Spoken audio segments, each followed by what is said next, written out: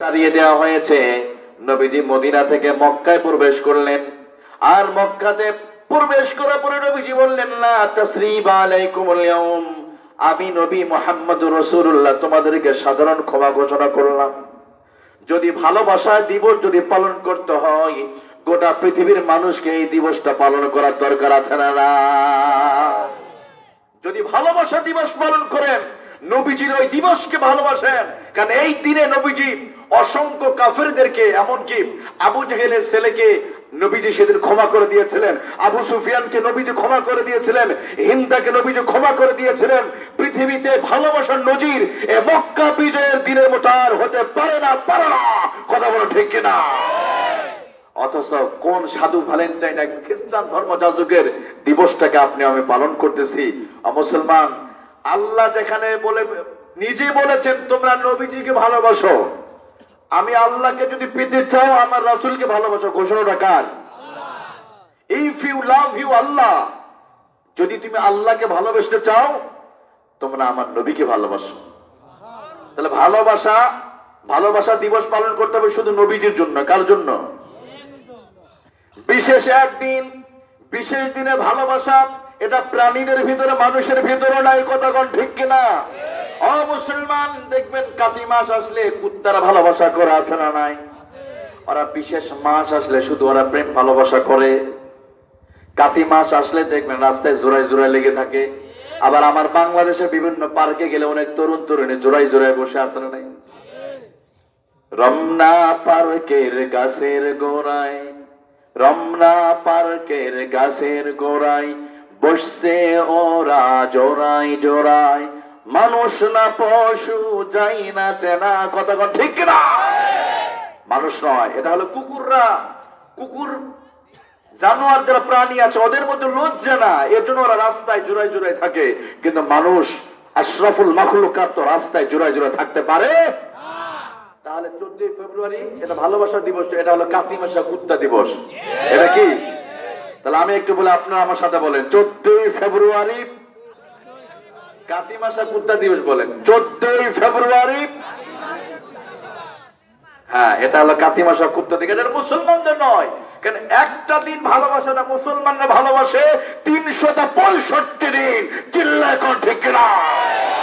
মুসলমানরা ভালোবাসে স্ত্রীকে, যারা বিবাহ করেছে তার স্ত্রীকে ভালোবাসবে 365 দিন। একজন মুসলমান তার মাকে ভালোবাসবে 365 দিন। একজন মুসলমান তার বাবাকে ভালোবাসবে 365 দিন। বিশেষ দিনে ভালোবাসা, এটা হলো কুকুর প্রাণী, ওদের জন্য, এটা মুসলমানদের জন্য নয়। কথা বলো ঠিক কিনা? অতএব প্রিয় ভাইরা, যেহেতু 14 ফেব্রুয়ারি আসছে, এখন তো সচেতন হয়ে যান। এই দিবস যারা পালন করবে, নবীজির হাদিস আবু দাউদের প্রথম খণ্ড দ্বিতীয় খণ্ডে 110 নম্বর হাদিস লিখে নেন। নবীজি বলেন, মান তাশাব্বাহা বিকওমিন ফাহুয়া মিনহু, যে জাতির সদৃশ্য অবলম্বন করবে কাল হাসরের মাঠে তার সাথে তার হাসর হবে। আজকে যারা 14 ফেব্রুয়ারি পালন করবে, কাল হাসরের মাঠে সেন্ট ভ্যালেন্টাইন এর সাথে তার হাসর হবে, নবীজির সাথে তার হাসর হবে। অতএব একটু সচেতন হতে হবে। আমরা মেসেজ বলা বলে গেলাম, পালন করার দায়িত্ব আপনার। আপনারা কষ্ট পেয়েছেন? কষ্ট পেয়েছেন? আমি বলছিলাম যে শান্তি নাই। উদাহরণ দিতে গিয়ে বলছিলাম, ওই যে দোকানদার, তার একমাত্র কন্যা নাম শান্তি, কর্মচারীর নাম ইসলাম। তো ঘর থেকে বের করে দিয়েছে। ইসলাম খুব কষ্ট পেয়েছে, কি ব্যাপার, আমাকে প্রেম করার পরে বের করে দিল, যা আমি তোর ঘরে আমি শান্তি থাকতে দিব না। বাস, ফোন করলো, শান্তি তুমি কোথায়? আমি তো ঘরের ভিতরে, তুমি তাড়াতাড়ি চলে আসো, অমুক পার্কে আসি, আমি তোমাকে বিয়ে করতে চাই। তো বাস, শান্তি তার প্রেমিক ইসলামের ডাকে সারা দিয়ে ঘর থেকে চলে গেল। এবার সারাদিন বেচা কিনা করার পরে ওই মুদি দোকানদার এসে দেখে ঘরে খাট, পালং, টিভি, ফ্রিজ সবকিছু আছে, মাগার ঘরে কোথাও শান্তি নাই। তার শান্তি নামক মেয়েটা ঘরে নাই। এবার কান্না করা শুরু, একমাত্র কন্যা শুরু, আহারে আমার মেয়ে কই গেল? কান্না করছে। প্রতিবেশী মানুষ গিয়ে বলে, কি ব্যাপার, তুমি কান্না করতেছো কেন? ভাই, আমার তো কন্যা সন্তান শান্তিকে ঘরে কোথাও পাই না, শান্তি ঘরের ভিতরে নাই। এলাকাবাসী বলছে, আচ্ছা তোমার ঘরে যে আরেকটা ছেলে ছিল, ইসলাম নামক একটা ছেলে, সে কোথায়? ওরা তো ঘর থেকে বের করে দিচ্ছে আরো 1 সপ্তাহ আগে, ওর পিঠে ঘর থেকে বের করে দিয়েছি। প্রতিবেশী বলল, তুমি দোকানদার, তুমি এত হিসাব রাখো, তুমি এটা বোঝো না? যে ঘরে ইসলাম থাকতে পারে না সে ঘরে শান্তি থাকার প্রশ্নই আসে না। কথা ঠিক না? আজকে আমার এই কথা বলা উদ্দেশ্য হলো, আজকে বাংলাদেশে ইসলাম আছে টুপিতে, আজকে বাংলাদেশে ইসলাম আছে জুব্বাতে, আজকে বাংলাদেশে ইসলাম আছে খাবার পরে বৃষ্টি খাওয়াতে, আজকে বাংলাদেশে ইসলাম আছে চার দেয়ালের মসজিদের ভিতরে আবদ্ধ করে রাখা হয়েছে। যে দেশে কোরআনে আইন দিয়ে বিচার হয় না, যে দেশে ব্রিটিশের পচা দুর্গন্ধযুক্ত আইন চলে, সে দেশে শান্তি থাকতে পারে না, পারে না। চিল্লায় ঠিক না? আজকে আমাদের দেশে আমরা বিচার করতেছি কোথায়? ব্রিটিশ আইন। আমরা আদালত থেকে ইসলামকে পা ভেঙে দিয়ে আমরা আদালত থেকে বের করে দিলাম, এই জন্য বিচার করি শান্তি। আমরা আদালত থেকে বিচারকদের মাঝ থেকে কোরআন নামে ইসলামকে বের করে দিয়েছি, ধর্ষণের বিচার করি, যার কারণে ধর্ষণ বন্ধ হয় না। এর কারণ হলো একটাই, আল্লাহ রাব্বুল আলামিন বলে কুরআনুল কারীমকে যারা বাইপাস সার্জারি করে নিজেদের মস্তিষ্ক প্রসূত আইন দিয়ে যখন তোমরা বিচার করবে, শুনে নাও মুসলমান, কোনদিন তোমরা শান্তিতে থাকতে পারবে না। أفغير دين الله يبغون وله أسلم من في السماوات والأرض طوعا وكرها الله أكبر। তবে কি তোমরা কুরআনুল কারীমকে বাইপাস সার্জারি করে নিজেদের আইন দিয়ে তোমরা শান্তিতে থাকতে চাও? তাকে দেখো, আকাশে জমিনে যা কিছু আছে সব কিছু ওরা আমার হুকুম মানে বলে তাদের মধ্যে শান্তি আছে। অতএব শান্তি পেতে গেলে সে শান্তির কিতাবের কাছে আসতে হবে। কথা কোন ঠিক কিনা? আমরা আজকে শান্তির প্রতীক বানালাম সাদা কবুতর আর বেলুন, তাই না? কিন্তু শান্তির প্রতীক কি? এ কোরআন। দেখবেন গত 49 বছর ধরে আমরা বাংলাদেশে দেখেছি, আপনি বিসিএস পরীক্ষা দিতে যান, যে কোনো পরীক্ষা দেখবেন শর্ট প্রশ্নের মধ্যে আপনার বাংলাদেশের শান্তির প্রতীক সাদা কবুতর। আকাশে কবুতর উড়াইতে কবুতরের কাছে শান্তি চাই, শান্তি পাওয়া যাবে? যারা কবুতরের কাছে শান্তি চেয়েছেন তাদের ঈমান নষ্ট হয়ে যাবে, কারণ এটা শিরক। কারণ শান্তি দিতে পারে কে? আল্লাহ। এই কিতাব হলো শান্তির ট্যাবলেট। আলহামদুলিল্লাহ বলেন। জর্জ বার্নার্ড রাসেলকে প্রশ্ন করা হয়েছে, ঊনবিংশ শতাব্দীর শ্রেষ্ঠ দার্শনিক। ওনাকে প্রশ্ন করলো, বার্নার্ড রাসেল, তুমি না ঊনবিংশ শতাব্দীর শ্রেষ্ঠ দার্শনিক? পৃথিবীতে আজকে গোলা বারুদের দুর্গন্ধ ছড়িয়ে গেছে, গোটা পৃথিবীর আকাশ বাতাস আজকে মজলুমানের চিৎকার আর রোনাজারিতে পৃথিবীটা ভরপুর হয়ে গেছে। ও বার্নার্ড রাসেল, তুমি একটু বলো না কিভাবে পৃথিবীতে শান্তি আসতে পারে? সেদিন বার্নার্ড বলেছেন, হ্যাঁ আছে আছে। Go back to the universal book and prophet Muhammad sallallahu alaihi wasallam. হ্যাঁ, তোমরা ফিরে আসো কোরআনের কাছে এবং বিশ্বের আদর্শের কাছে। আমি খ্রিস্টান হয়ে বলে দিলাম, এই কিতাবের ভিতরে শান্তি আছে। চিল্লায় কর সুবহানাল্লাহ। কিন্তু আমরা তো এই কিতাব শুনতে চাই না, এই কিতাব শুনতে চাই না। কেউ আলোচনা ব্যবস্থা করুক। একদল কুলাঙ্গার আছে, কোরআনের মাহফিলে তারা অস্ত্র নিয়ে চলে আসে। এমন ব্যক্তি বাংলার জমিনে আছে না নাই? এই মুসলমান কয়েকদিন আগে হাসিবুর রহমানের মাহফিলে প্রকাশ্যে হামলা করলো। আমার বন্ধুরা, আবু জেহেল একজন কাট্টা কাফের ছিল। আবু জেহেল দিনের বেলা বিশ্ব নবীর বিরোধিতা করত, কিন্তু রাতের বেলায় কান লাগিয়ে কোরআনুল কারীম শুনতো। কথা কোন ঠিক না? তার মানে বোঝা গেল আমরা আবু জেহেল, উতবা, সাইবা, মুগিরার চাইতে নিকৃষ্ট মানুষ পৃথিবীতে আছে না নাই? আমার বন্ধুরা, নবীজি সারাদিন কোরআনে দাওয়াত দেওয়ার পরে গভীর রজনীতে শ্রান্ত ক্লান্ত শরীর নিয়ে যখন তিনি ঘরে বসতেন, নবীজি কোরআনুল কারীম তিনি তিলাওয়াত করতেন। আর আবু জেহেল দিনের বেলা কোরআনের মিশন আর ভীষণকে জলমের মতো বন্ধ করে দেওয়ার জন্য দিনের বেলা চক্রান্ত করত, কিন্তু রাতের বেলা কান লাগিয়ে সে কোরআন শুনতো। কেন? নবীজি যখন কোরআনুল কারীমে তিলাওয়াত করত, ওই আবু জেহেল, উতবা, সাইবা পাগলের মতো তারা দাঁড়িয়ে দাঁড়িয়ে নবীদের জবান থেকে তারা কোরআন শুনতো। কিন্তু পৃথিবীর অনেক মানুষ আছে কোরআন শুনতে চায় না। আমি বলি, ভাই তুমি আসো, তুমি একবার কোরআনের পথে আসো। তুমি কোরআন একবার তুমি হাতে নাও না, কোরআন তোমাকে হেদায়েতের রাস্তা দেখায় দিবে। কতক্ষণ ঢেকে না? এই যে মোবাইলের ভিতরে গুগল ম্যাপ আছে, এই গুগল ম্যাপে যদি আপনি সার্চ করেন, গোটা পৃথিবীর রাস্তা দেখায় দিবে। এখানে বসে যদি আপনি লেখেন হাটি কুমরুল আমি যাব, গুগল আপনাকে রাস্তা দেখায় দিবে। ঠিক তেমনি ভাবে কুরআনুল কারীম নামক আল্লাহ এমন একটা ম্যাপ দেখায় দিয়েছে। এই কুরআনুল কারীমটা যদি আপনি যদি এক হেদায়েতের উদ্দেশ্য যদি কিতাবটা যদি নিতে পারেন, এই কিতাব শুরু হবে দুনিয়ায়, এর শেষ হবে আল্লাহর জান্নাতের ভিতরে। আল্লাহ আমাদের সবাইকে কোরআনের মিশন আর ভিশনকে বাস্তবায়ন করার তৌফিক দান করুন, আল্লাহুম্মা আমিন বলে। আমার প্রিয় বন্ধুরা, সূরা আনকাবুত কুরআনুল কারীম অন্যতম একটা সূরা। এই সূরার একটা আয়াত তেলাওয়াত করেছি। এই আয়াতে কথা বলবো, আপনাদের কষ্ট হবে? শেষ সময় পর্যন্ত থাকবেন? খুবই সিম্পল ভাবে আমি কথা বলছি। আল্লাহ রাব্বুল আলামিন আয়াতে কারিমার মধ্যে বলছেন, আমি লম্বা বিশ্লেষণ না করে সরাসরি আলোচনার মধ্যে ঢুকে যাচ্ছি। আল্লাহ বলছেন, আহাসিবান নাস আইয়ুতরাকু আইয়াকুলু আমান্না ওয়া হুম লা ইফতানুন। ও দুনিয়ার মানুষেরা, তোমরা কি মনে করে নিয়েছো ঈমান আনলে আমি আল্লাহ তাআলা তোমাদেরকে জান্নাতের ভিতরে ঢুকায়া দিব? আহাসিবান নাস, তোমরা কি হিসাব করে নিয়েছো আইয়ুতরাকু আইয়াকুলু আমান্না ওয়া হুম লা ইফতানুন, ঈমান আনলে আমি আল্লাহ তোমাদের জান্নাতে দিয়ে দিব? তার মানে বোঝা গেল আল্লাহ বলেন ঈমান আছে যার পরীক্ষা হবে। একটু জোরে বলেন, ঈমান আছে যার। আল্লাহ নিজে বলছেন আহাসিবান নাস, তোমরা কি হিসাব করে নিয়েছো আইয়ুতরাকু আইয়াকুলু আমান্না ওয়া হুম লা ইফতানুন, তোমরা কি মনে করে নিয়েছো ঈমান এনেছি আমি আর পরীক্ষা দিব না, ইসলামের জন্য কষ্ট করব না, ইসলামের জন্য প্রতিবাদ করব না, ইসলামের জন্য মার খাবো না, ইসলামের জন্য গালি খাবো না, ইসলামের জন্য চান্দা দিব না, ইসলামের জন্য কথা বলবো না, ইসলামের জন্য রাস্তায় বের হবে না। লা লা আইয়ুতরাকু আইয়াকুলু আমান্না হুম লা ইফতানুন, ঈমান আনলে তোমাকে পরীক্ষা দিতে হবে। চিল্লায় কোন ঠিক না? কারণ পৃথিবীতে সবচেয়ে বেশি পরীক্ষা দিয়েছেন নবী মুহাম্মদুর রাসূলুল্লাহ সাল্লাল্লাহু আলাইহি সাল্লাম। আপনারা বলতে পারেন নবীজিকে কেন পরীক্ষা দিতে হবে? ওনার মতো পরীক্ষা পৃথিবীতে আর কেউ। শুধু ঈমান আনার কারণে নবী ইব্রাহিম আলাইহিস সালাতু ওয়াস সালাম জ্বলন্ত অগ্নিকুণ্ডে তিনি লাফ দিয়েছেন। আল্লাহ বলে, বান্দারে তুমি যদি আমার জন্য যদি তুমি লাফ দাও ইসলামের জন্য, আমি আল্লাহ ওই আগুনটাকে তোমার জন্য ফ্রিজ বানায় দিবে। চিল্লায় কোন সুবহানাল্লাহ।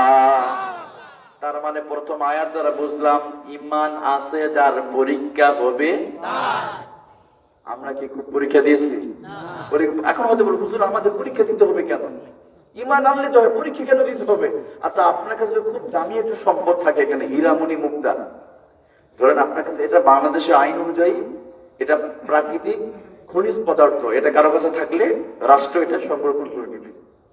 আপনি হীরামণি মুক্তা এটা হলে ঢাকা শহরে কয়েকটা বাড়ির মালিক হয়ে যাবেন।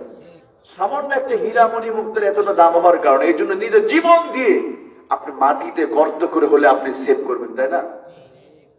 তাহলে যে ঈমান এত মূল্যবান, এতটা মূল্যবান, যে ঈমানের কারণে আল্লাহ তাআলা জান্নাতের ভিতরে এমন জান্নাত দিবে এই দুনিয়া 10 দুনিয়ার সমান। চিল্লায় এখন সুবহানাল্লাহ।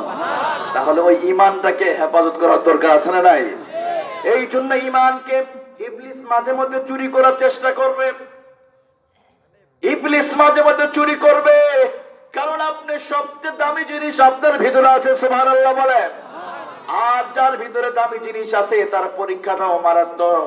দেখবেন গাড়ি যত দামি অ্যাক্সিডেন্ট তত মারাত্মক। একটা সাইকেল আর একটা বাইসাইকেল অ্যাক্সিডেন্ট করলে সর্বোচ্চ পা কেটে যায় বা চামড়া করে ব্লিডিং হবে এতটুকু। কিন্তু একটা R1 মোটরসাইকেল একটু দাম বেশি, যদি দুইটা মোটরসাইকেলে যে লেগে যায় সংঘর্ষ হয় তাহলে কি হবে? পা ভেঙে যাবে, মৃত্যু হতে পারে। এবার মোটরসাইকেল উপরে যান আপনি, এক্স করলা বা জি করলা, এই যে এলিয়ন যে গাড়িগুলো আছে, এই গাড়িগুলোর দাম 27 লক্ষ টাকা বা 25 লক্ষ টাকা। দুইটা গাড়ি যদি 80 কিলোমিটার বেগে যদি সংঘর্ষ বাঁধে, এখানে শতকরা 95% মৃত্যুর সম্ভাবনা আছে। এবার আসেন ট্রেন, ট্রেনের দাম আরেকটু বেশি, বাসের দাম আরেকটু বেশি। দুইটা বাস সংঘর্ষ হলে এখানে শতকরা 95% মৃত্যুর সম্ভাবনা। সবচেয়ে দামি হলো 747 যে বিমানগুলো, বোয়িং বিমান এক্সপ্রেস, সবচেয়ে দামি একটা বিমান তৈরি করছে। 2025 সালে তারা লঞ্চ করবে বিমানগুলো। যে বিমানগুলো দুবাই থেকে যে আমেরিকাতে যেখানে 14 ঘন্টা লাগে, ওই বিমানগুলো মাত্র 30 মিনিটের ভিতরে দুবাই থেকে আমেরিকা লস অ্যাঞ্জেলসে পৌঁছবে। সুবহানাল্লাহ বলেন। এমনও দামি দামি বিমান তারা রিসার্চ করছে, 25 সাল কিংবা 29 সালের ভিতরে লঞ্চ করবে এই বিমানগুলো, এতটা স্পিডে যাবে। তাহলে এই বিমানগুলোর দাম বেশি, কিন্তু বিমান অ্যাক্সিডেন্ট হলে বাঁচার সম্ভাবনা আছে? তাহলে গাড়ি যত দামি, অ্যাক্সিডেন্টও তত মারাত্মক। তো ঈমানটা হলো সবচেয়ে দামি, এর পদস্খলন হওয়ার সম্ভাবনাও বেশি। ঈমান যার এই শক্তিশালী দামি জিনিসটা আছে, পরীক্ষাও তার বেশি দিতে হবে। নবীরা সবচেয়ে বেশি পরীক্ষা দিয়েছেন, নবীদের মতো পরীক্ষা আপনি আমি দিতে পারবো না। দেখেন আল্লাহ পরে আবার স্মরণ করে দিচ্ছেন যে শুধু বান্দা তোমরা শুধু পরীক্ষা দিবে না, তোমাদের পূর্বে যারা এসেছিল তারাও পরীক্ষা দিয়েছে। সুবহানাল্লাহ বলেন। আল্লাহ রাব্বুল আলামিন বলেন, ওয়ালাকাদ ফাতান্নাল্লাযীনা মিন ক্বাবলিহিম ফালায়া'লামান্নাল্লাহুল্লাযীনা সাদাকু ওয়া লায়া'লামান্নাল কাযিবিন। আল্লাহু আকবার। শুধু তোমাদেরই পরীক্ষা হবে তা নয়, তোমাদের পূর্বে যারা দুনিয়া এসেছিল তারাও পরীক্ষা দিয়ে চলে গেছে। তোমাদের চাইতে বেশি মানুষগুলো পরীক্ষা দিয়ে চলে গেছে। আমার বন্ধুরা বুঝে থাকলে বলেন, মাটির নিচে মানুষ বেশি না মাটির উপরে মানুষ বেশি? এই যে ইখতিলাফ শুরু হয়ে গেছে, কেউ বলছে মাটির উপরে, কেউ বলছে মাটির নিচে। মানুষ কোথায় বেশি? মাটির নিচে না? মাটির উপরে এখন আছে 2020 সালের রিপোর্ট অনুযায়ী পরিসংখ্যান 777,45,93,000। 777,45,93,000 সামথিং, আর কিছু বেশি হবে। এটা 20 সালের প্রথম দিকের রিপোর্ট পরিসংখ্যান। তাহলে এখন আরো বেড়ে গেছে। তাহলে এই 777,45,00,000 মানুষ মরতে লাগবে আরো 50 বছর। 2070 সালের ভিতর সব মরে শেষ হয়ে যাবে। আমরা এখানে যারা আছি, আজকে 2021 সাল 10 ফেব্রুয়ারি, আগামী 2070 সাল 10 ফেব্রুয়ারি আমরা কেউ নাই। একটু কল্পনা করেন। হ্যাঁ, আপনার বয়স এখন 45, আগামী 40 বছর পর হয়ে যাবে 95 বছর। বাঁচবেন আপনি? সম্ভব নয়। এখন যার বয়স 30, আগামী 40 বছর হবে 70 বছর পুরা। এই যে আমার বয়স ধরেন এখন দাড়িটা কাঁচা আছে, আগামী 30 বছর পর এখন খুঁজেই পাওয়া যাবে না। এটা চির সত্য। আসেন না একটু পেছনের দিকে একটু চিন্তা করুন, আল্লাহ স্মরণ করে দিচ্ছে। আমরা দেখেন কত কল্পনা করে যারা সরকারি চাকরি করে, ওরা রিটায়ার্ড পেনশনে পেয়ে কি স্বপ্ন এখন তো প্লেনিং। হ্যাঁ, আমি তো 20 লক্ষ টাকা পাবো, পাবনা শহরে একটা 5 তলা বিল্ডিং বানান 30 বছর পরে। আচ্ছা, 30 বছর পরে তোমার জীবনটা কোথায় যাবে, কোথায় দাঁড়িয়ে যাবে, এটা নিয়ে কিন্তু একদিন কল্পনা করি না আমরা। 30 বছর পরে আমার শরীরে কি অবস্থা হবে? এখন ভালো আছি, একটা দিনে হাতটা নড়তেছে, একদিন নড়বে না। এই হাতে এক শক্তি আছে, একদিন মাসি পড়লে তার আর ক্ষমতা থাকবে না। এটাই চির সত্য। এই যে জীবনে কথা বলতে পারছি, একদিন কথা বলতে পারবো না আমি, কারণ এই শক্তি আল্লাহ কেড়ে নিবে। কারণ এই চির আমাদের হাতে এটা লোহা প্লাস্টিক রোবট নয়।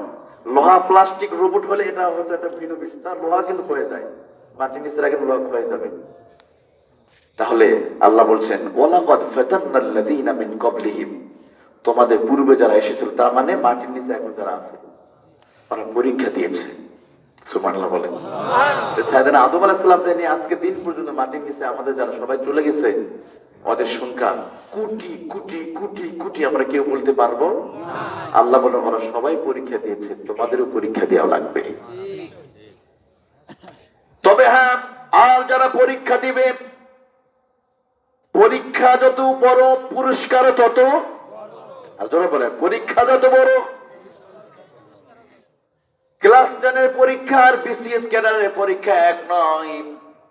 8 পাশের সার্টিফিকেট দিয়ে যে চাকরি হবে, বিসিএস পরীক্ষা উত্তীর্ণ হওয়ার পরে কি একই লেভেলে চাকরি? সর্বোচ্চ চাকরি বাংলাদেশে বিসিএস ক্যাডার চাকরি। ওরা খুঁজে নিবে, রাষ্ট্র আপনার খুঁজে বের করে নিবে, কারণ এখানে সারা দেশ থেকে একেবারে সেকে সেকে তোলা হয়, সবচেয়ে মেধাবীদেরকে বের করা হয় বিসিএস ক্যাডার। আর ক্লাস 5 যে পিএসসি পরীক্ষা দিয়ে বা জিএসসি দিয়েছে, জেডিসি দিয়েছে, ওদের সার্টিফিকেট দিয়ে সর্বোচ্চ একটা দারোয়ান হতে পারবে, গাড়ির ড্রাইভার হতে পারবে, কিন্তু একটা দেশের সে ডিসি হতে পারবে না। আর আল্লাহ আমাদের পরীক্ষা, ইমানের পরীক্ষা নিবে কে? দুনিয়ার কোন ডাক্তার ব্যারিস্টার কে নিবে? আল্লাহ যত বড় তার পুরস্কার আরো আরো তত বড়।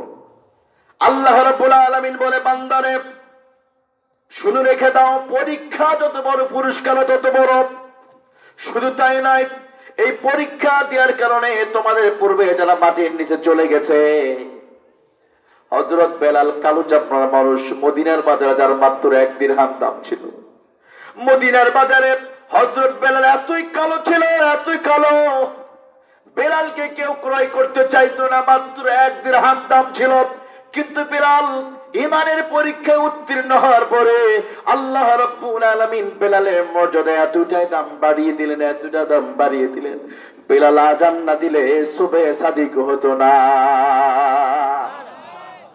কবি ইকবাল বলেন, রহ গিয়া রসমে আজব রূহে বেলালি না রহি, रह गया रस्म आजब रूह बलाली ना रही, फलसफा रह गया है तलकीन गाज़ाली ना रही। अल्लाहु আকবার। আজও আজান হয় পৃথিবীতে, তাম পৃথিবীর মিনার থেকে আজানের আওয়াজ পাওয়া যায়, কিন্তু বিলালের আজানের মতো আর রুহু পাওয়া যায় না। বিলাল পরীক্ষা দেওয়ার কারণে পৃথিবীতে আল্লাহ মর্যাদা বাড়িয়ে দিয়েছেন, সুবহানাল্লাহ বলেন। আমার বন্ধুরা, পরীক্ষা দিয়েছেন খাব্বাব খুবাইব, আল্লাহ রাব্বুল আলামিন তাদের মর্যাদাও বাড়িয়ে দিয়েছেন। নবী ইব্রাহিম আলাইহিস সালাতু ওয়াস সালাম পরীক্ষা দিয়েছেন, আল্লাহ রাব্বুল আলামিন তার ডাকে সাড়া দিয়া ওই আগুনকে ইব্রাহিম আলাইহিস সালাতু ওয়াস সালামের জন্য জান্নাতের টুকরা বাড়িয়ে দিয়েছেন। চিল্লায় বলুন সুবহানাল্লাহ। অতএব আমরা যদি ইমানের পথে আমরা যদি সাড়া দিতে পারি, আমরা যদি ইমানের পথে যদি সাড়া দিতে পারি, ওই আল্লাহ যে আছে না নাই? আরো জোরে বলুন, আছে না নাই? আমার বন্ধুরা, মনে রাখতে হবে, ইমানের পথে যখন ডাক আসবে, সেই ডাকে সাড়া দেওয়া আমাদের ইমানি দায়িত্ব। কারণ ইসলামটা ঠিকই আছে মুসলমানদের রক্তের উপরে। এই ইমানের পরীক্ষা দিতে গিয়ে তাম পৃথিবীর মুসলমানরা বুকের তাজা রক্ত ঢেলে দিয়েছে, কতক্ষণ ঠিক কিনা? ইসলামের বিপ্লব নামক গাছটা টিকে আছে, ওই গাছের নিচে যদি তালাশ করেন আপনি রক্ত পাবেন, সাহাবীদের রক্ত, বিশ্ব নবীর রক্ত আছে। আপনার চিন্তা করুন, নবীজি কেন তিনি রক্ত দিয়েছেন? তিনি তো কোনো মানবাধিকার অপরাধ করে নাই, বিশ্ব নবী কারো বাড়িতে আগুন লাগায় নাই, বিশ্ব নবী কারো জায়গা দখল করে নাই। তাহলে কেন কেন আমার নবীকে হামলা করা হলো? কেন আমার নবীকে তাফের ময়দানে বেহুশ করে ফেলে দেওয়া হলো? কেন উহুদের ময়দানে দান বাবার শহীদ করা হলো? নবীজি তিনি জানতেন ইমানের পথে পরীক্ষা দিতে গেলে মার খেতে হবে। কথা বলেন ঠিক কিনা? এই জন্য নবীজি সবচেয়ে বেশি পরীক্ষা দিয়েছেন। আল্লাহ সবচেয়ে বেশি আমার নবীর মর্যাদা বাড়িয়ে দিয়েছে। হাসরের মাঠে সমস্ত নবীরা ইয়া নাফসি ইয়া নাফসি বলবে, কিন্তু আমার আপনার প্রিয় নবী হাবলি উম্মতি উম্মতি বলে তিনি কান্না করবে, আর সমস্ত নবীরা শুধু ইয়া নফসি বলবে। আমার নবীকে আল্লাহ রাব্বুল আলামিন এতই মর্যাদা বাড়িয়ে দিয়েছেন, নবী মুহাম্মদুর রাসূলুল্লাহকে এই মাটির তৈরি মুহাম্মদকে আল্লাহর আরশে আজিমে নিয়ে গেছে। আমার নবী মর্যাদা আল্লাহ তো বাড়িয়ে দিয়েছেন, ফেরেশতাদের চাইতে বেশি মর্যাদা। নবীজি যেই রাতের বেলায় আল্লাহ রাব্বুল আলামিন পৌঁছায় দিলেন সিদরাতুল মুনতাহায় মিরাজের রাত্রিতে, সিদরাতুল মুনতাহায় যাওয়ার পরে জিবরিল বলে, ইয়া রাসূলুল্লাহ ইয়া হাবিবাল্লাহ, আমার পক্ষে আর উপরে আমি উঠতে পারবো না, আমার পাখাগুলো মুহূর্তের ভিতরে পুরো সার্কাল হয়ে যাবে, সার্কাল হয়ে যাবে। কিন্তু নবীজি চলে গেলেন, জিবরিল যেতে পারলো না। তার মানে আমার নবীর মর্যাদা ফেরেশতাদের চাইতো। কেন হয়েছে? নবীজি সবচেয়ে বেশি ঈমানের পরীক্ষা দিয়েছে। আমার বন্ধুরা, শুধু তাই নয়, তায়েফের ময়দানে যুবকরা নবীজিকে দেখে দেখে পাথর নিক্ষেপ করতো, হিংস্র প্রাণী নবীর দিকে লেলিয়ে দেওয়া হলো, যাতে করে মুহাম্মদুর রাসূলুল্লাহকে জন্মের মতো শেষ করে দেয়। কিন্তু ইতিহাস আজও সাক্ষ্য দেয়, ওই হিংস্র প্রাণীগুলো আমার নবীকে দেখার পরে নবীর পায়ে সেজদায় পড়ে নবীর কাছে ক্ষমা নাই। ওই প্রাণীগুলো চিনতে পেরেছিল একদল কুলাঙ্গার ওই জামানা তারা আমার নবীকে চিনতে পারে না। আজও পৃথিবীতে আছে, আজও আমাদের বাংলাদেশে কিছু মানুষ আছে, নবীজির আদর্শের কথা বললে তাদের গায়ে চুলকানি শুরু হয়ে যায়। কথা ঠিক কিনা? টুপি আর দাড়ির কথা বললে সহ্য করতে পারে না, দাড়ির কথা বললে অনেক সময় বলে ছাগলের দাড়ি। দেখুন এলাকায় একটা ছেলে নবীজিকে ভালোবেসে সুন্নতে দাঁড়িয়ে রাখে, কলেজে পড়ে, ইউনিভার্সিটিতে পড়ে, টাকনুর উপরে প্যান্ট পরে, সুন্নতি ভাবে চলতে যায়। অনেক 2 দিনে হুজুর হয়ে গেছে না, বলেন এরকম। আবার সুন্নত দাড়িকে, আরে তোমার এই বসে দাঁড়িয়ে রাখতে মাত্র ইন্টারমিডিয়েটে পড়ে একবার ছাগলের দাড়ি, বলেন। কিছুদিন আগে ফ্রান্সের প্রেসিডেন্ট ইমানুয়েল ম্যাক্রো, নবীজিকে তিনি ব্যাখ্যা করেছে, আমরা অনেক আন্দোলন করেছি, তাই না? আমি মনে করি ইমানুয়েল ম্যাক্রো চাইতে আমাদের দেশে সবচেয়ে বড় বড় শয়তান আছে, কারণ এরা ইমানুয়েল ম্যাক্রো নবী দাড়িটাকে ছাগলের দাড়ি বলে নাই, কিন্তু বাংলাদেশে ঘরে ঘরে এমন কোরআনগার আছে যারা দাড়িকে দেখে ছাগলের দাড়ির সাথে তুলনা করে, এমন আছে না? এরা ইমানুয়েল ম্যাক্রো চাইতে আরো নিকৃষ্ট, কারণ নবীর দাড়ি, এই দাড়িটা হলো সুন্নতি দাড়ি। এই দাড়িটা ছিল না এক সময়, আল্লাহ দিয়েছে। কত খেলোয়াড়রা দাঁড়িয়ে রাখতে পারে, যুবক আমরা রাখতে পারবো না? বাংলাদেশে একাধিক খেলোয়াড়, সাউথ আফ্রিকার ওপেনিং ব্যাটসম্যান হাশিম আমলা, আমার তো বড় দাড়ি, আমার দাড়ি তো ফেটে যায়, বড় হয় না, এত বড় দাড়ি হাশিম আমলা মিডিয়ার সামনে। ইংল্যান্ডের কিছুদিন আগে ওরা বিশ্বকাপ জয় করলো, ইংল্যান্ড, ময়ন আলী আর রশিদ খান, 2 জন হুজুর আছে দাড়িওয়ালা, চিনেন আপনারা? দেখুন সবাই ওরা মদ নিয়ে আনন্দ করতেছিল, একজন মহিলা ভাষ্যকার ময়ন আলীর সামনে গিয়েছে এরকম মাইক্রোফোন নিয়ে, সে কথা বলছে, তার দিকে তাকিয়ে নয়, সে বলছে এটা হলো ইসলাম। সুবহানাল্লাহ বলেন। মুখে দাঁড়িয়ে নিয়ে মিডিয়ার সামনে যদি ওরা চলাফেরা করতে পারে, তুমি সলিমুদ্দি কলিমুদ্দি কোথায় পাবনায় পড়ে আছি, তোমার জন্য কয়টা মেয়ে আত্মহত্যা করবে? কেন তাহলে দাঁড়িয়ে রাখা যাবে না ভাইরা? আর দাড়ি দ্বারা কাটতেছি, মনে রাখবেন আপনি চুরি করার সময় চুরি করতে যে কয়েক মিনিট, ওই কয়েক মিনিট শুধু গুনাহ হবে। ধরেন একটা মোবাইল চুরি করতে 3 সেকেন্ড লাগলো, এই 3 সেকেন্ডে গুনাহ আপনার আমল নামে লেখা হচ্ছে, কিন্তু দাড়ি কাটছেন 40 বছর ধরে, 40 বছর আপনার আমল নামে গুনাহ লেখা হচ্ছে। এখানে ওলামায়ে কেরাম আছে, আমি একটা কথা বানিয়ে বলছি না। আর সবচেয়ে বড় কথা প্রিয় ভাইরা, যখন কবরে প্রশ্ন করা হবে মান হাযা আল্লাযী বুইসা ফীকুম, কে এই ব্যক্তি, নবীজিকে দেখানো হবে, তখন তারাই চিনতে পারবে যারা দুনিয়ায় বেঁচে থাকা অবস্থায় নবীর সুন্নাত মেনেছে। মুখে তখন দাড়ি নাই, কিভাবে জবাব দিবেন? ওনাকে চিনবেন কি আপনি? আপনার মুখে তো দাড়ি নাই, আপনার লেভেলই নাই। আমার প্রিয় ভাইরা, এই চেহারা থাকবে না ভাই। কিসের মায়া করে তুমি দাঁড়িয়ে রাখতে পারি? কারণ মৃত্যুর 8 ঘন্টা পরে এই যে চুলগুলো আছে একে একে পড়ে যাবে, শরীরের লোমগুলো মৃত্যুর 8 ঘন্টা পরে খুলে যাবে, থাকবে না। যে চেহারায় দামি দামি Fair and Handsome, Fair and Lovely দাও, এটা পোকার খাদ্য হয়ে যাবে। বাংলাদেশে একজন সুন্দর চেহারা ছিল সালমান শাহ, 1998 সালে তিনি মারা গিয়েছেন। তার কবরটা খনন করে দেখেন, সালমান শাহ কবরে একটা হাড় হাড্ডি পাওয়া যাবে না। নায়ক মান্না, অনেকে তাকে ভালোবাসেন, নায়ক মান্না ডায়লগটা এখনো মনে হয় শোনা যায়, অনেকে বুঝতে পারে, কিন্তু মান্নার কবরটা খনন করলে মান্নার সে হাত, ওই বড় চুলগুলো পাওয়া যাবে না। তাহলে কিসের স্বপ্ন দেখেন ভাই? কিসের এই যে কার জন্য দাড়ি কাটেন? একদম বিয়ে করেছেন, বাচ্চা হয়ে গেছে, কেন এখনো দাড়ি রাখেন না আপনি? কিসের স্বপ্ন? আপনার 40 বছর হয়ে গেছে, আপনার তো কবরে অর্ধেক পা ঢুকে গেছে আপনার। আজীব কারবার। কি আপনাকে নিশ্চয়তা দিল আপনার মৃত্যু হবে না? কে আপনাকে নিশ্চয়তা দিল কবরে আপনাকে প্রশ্ন করা হবে না? ওমরের মতো ব্যক্তি যখন হযরত ওমর ফজরের নামাজ পড়াতে গিয়েছেন, আবু লুলু এর কাজের গোলাম ওই শয়তান এসে খঞ্জর মেরেছিল হযরত ওমরের এই বাম পাশে, 3টা আঘাত করেছিল। প্রথম আঘাত, দ্বিতীয় আঘাত করে তার নাড়ি ভুঁড়ি বের হয়ে যায় হযরত ওমরের নামাজের ভিতরে। হযরত ওমর তিনি দোয়া করতে, আল্লাহুম্মা রযুকনা ফি শাহাদাতি, আল্লাহর কাছে ফরিয়াদ করতেন, রব্বুল আলামিন তুমি শাহাদাতের মৃত্যু দিও। ফজরের নামাজ তিনি পড়াতে গিয়েছেন, কাফের হামলা করেছে, পেটে নাড়ি ভুঁড়ি বের হয়ে গেছে। হযরত ওমর তখন তিনি কান্না করছেন শুধু একটি বিষয়ে।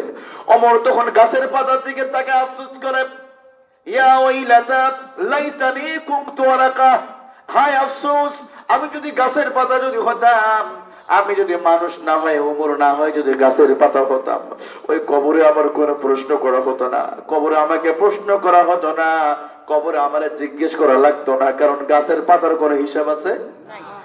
ওমরের মতো ব্যক্তি যদি তিনি চিন্তা করে, আল্লাহ আমি গাছের পাতা যদি হতাম, ইয়া ওয়াইলাতা লাইতানি কুনতু ওয়ারাকা, হায় আফসোস আমি যদি গাছের পাতা হতাম। অথচ নবীজি বলেন লাউ কানা নাবিয়ান লাকানা ওমর, আমার পরে যদি কেউ নবী হতো আর কেউ না, ওমরই হতো আমার পরে, তিনি একমাত্র নবী। নবীজি বললেন আবু বকর ফিল জান্নাহ, ওমর ফিল জান্নাহ। যে ওমর দুনিয়াতে জান্নাতের সার্টিফিকেট পেয়েছে, এমন ব্যক্তি যদি দুনিয়াতে যদি কবরের কথা চিন্তা করে, মৃত্যুর কথা চিন্তা করে, যদি কান্না করে, কবরের প্রশ্নের কথা চিন্তা করে যদি আফসোস করে, তাহলে আমাদের কি পরিমাণ করা উচিত? আমাদের কি পরিমাণ করা উচিত ভাইরা? ওমরের মতো ব্যক্তি কবরের কথা চিন্তা করে তিনি প্রশ্ন করেছেন, তিনি চিন্তা করেছেন, আর আমরা প্রতি মিনিটে মিনিটে, প্রতি সেকেন্ডে সেকেন্ডে গুনাহ করি। অথচ ভাই আগামী 40 বছর 50 বছর পরে কবরে যাওয়ার পরে মাটি খেয়ে ফেলবে। ওই কবরের মাটির নিচে যদি ভালো থাকতে চান, মাটির উপরে ভালো থাকতে হবে। মাটির উপরে ভালো থাকলে মাটির নিচে ভালো থাকা যাবে। কারণ মাটির নিচে গেলে সবাই সমান, ওখানে সব একদম। মাটির উপরে যত মার্কা মুর্কা বিভিন্ন আমরা দলে দলে বিভক্ত, কিন্তু মাটির নিচে কোনো দল আছে না, ওখানে কোনো মাতবাড়ি চলবে না। আমি অন্য দলে ছিলাম, আমি সেই ডোনাল্ড ট্রাম্পের ছিলাম, আমি রাশিয়ার অনুসারী ছিলাম, আমি আমেরিকার ছিলাম, ভারতের ছিলাম, এগুলো পরিচয় শুনবে না। কারণ মাটি অপেক্ষায় আছে। কারণ মাটি পৃথিবীর সবচেয়ে নরম, প্রতিবাদ করে না, কিন্তু প্রতিবাদ করবে মাটির নিচে যাওয়ার পরে। মাটি, কারণ আল্লাহ আমাদেরকে এই জন্য একটা দোয়া শিখিয়েছেন, আপনার মনে আছে আপনার দোয়াটা? মিনহা খলাকনাকুম ওয়া ফিহা নুঈদুকুম ওয়া মিনহা নুখরিজুকুম তারাতান উখরা। মাটি দিয়ে সৃষ্টি করেছি, মাটির ভিতর আবার তোমাদের চলে যেতে হবে, আবার মাটিতে মুঠো উঠাবো। এই জন্য আল্লাহ তাআলা দোয়াটা আমাদের শিখায় দিলেন। কিন্তু মুসলমান এই দোয়াতে শিক্ষা গ্রহণ করে না। এই দোয়া থেকে মাটির নিচে মাটি সব বলে দিবে, এমনকি মাটি সব ভিডিও প্রকাশ করে দিবে। আবার বন্ধুরা, আজকে আল জাজিরার 1 ঘন্টা 21 সেকেন্ডের ভিডিও গোটা বাংলাদেশ সহ সবার ভিতরে চিন্তা পেরেশানের মধ্যে আছে আমরা। কিছুদিন আগে তুরস্ক একটা অ্যাপস তৈরি করেছে, বিপ একটা অ্যাপস, হোয়াটসঅ্যাপ নামক একটা অ্যাপস আছে। এই অ্যাপস মানুষের গোপন তথ্যগুলো ফাঁস করে দিবে। শুধু এই ভয়ে অনেক মানুষ পেরেশান হয়েছিল। আমার বন্ধুরা, টিভি চ্যানেল আপনার রিপোর্ট বের করে দিলে যদি চিন্তায় পড়ে যান, কিন্তু কবরে যাওয়ার পরে কাল হাসরের মাঠে আপনার 40 বছর 50 বছর 70 বছরের জিন্দেগির সিসি ক্যামেরার ভিডিও আল্লাহ রাব্বুল আলামিন কাল হাসরের মাঠে খুলে খুলে সবকিছু আল্লাহ রাব্বুল আলামিন জানায় দিবেন। চিল্লায় কণ্ঠে কেনা আল্লাহ নিজেই বলছেন সূরা বানী ইসরাঈল, اقرأ كتابك كفى بربك اليوم عليك حسيبا।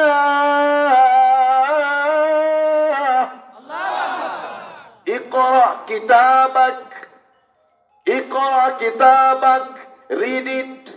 আল্লাহ রাব্বুল আলামিন কাল হাসরের মাঠে ওই বান্দার সামনে তুলে ধরবে, বান্দারে তোর 50 বছরের জিন্দেগির সবগুলো আমি আল্লাহ ভিডিও করে রেখেছি। আজকে 1 ঘন্টার ভিডিও হজম করার শক্তি আমাদের নাই, কিন্তু আল্লাহ রাব্বুল আলামিন কাল হাসরের মাঠে আপনি 70 বছর জীবিত ছিলেন, কোথায় কি করেছেন, কোথায় কোরআন তেলাওয়াত করেছেন, কোথায় ওয়াজ মাহফিল শুনেছেন, কোথায় ভালো কাজ করেছেন, সবগুলো দেখায় দিবে আল্লাহ। সুবহানাল্লাহ বলেন। কারণ আল্লাহ তাআলা সব হেফাজত করতে, সব ভিডিও করতেছে। কিরামান কাতিবিনা ইয়ালামুনা মা তাফআলুন।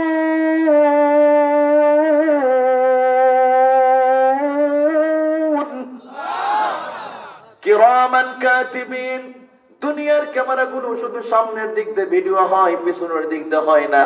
এই যে ক্যামেরাগুলো আছে, কিন্তু আল্লাহর camera inside, outside, other side, চতুর্দিকে আল্লাহর ক্যামেরাগুলো ভিডিও হয়। আমার বন্ধুরা, আল্লাহ কাল হাসরের মাঠে সবগুলো ফাঁস করে দিয়ে বলবে, বান্দা এই নাও, তুমি পাবনার অমুক এলাকায় তুমি মাহফিলে গিয়েছিলে, এই হলো তোমার নেকি। আবার অমুক রাতের বেলা অমুক জায়গায় তুমি গান শুনতে গিয়েছ, সবগুলো বলে দিবে। আবার মাটি খুলে দিবে।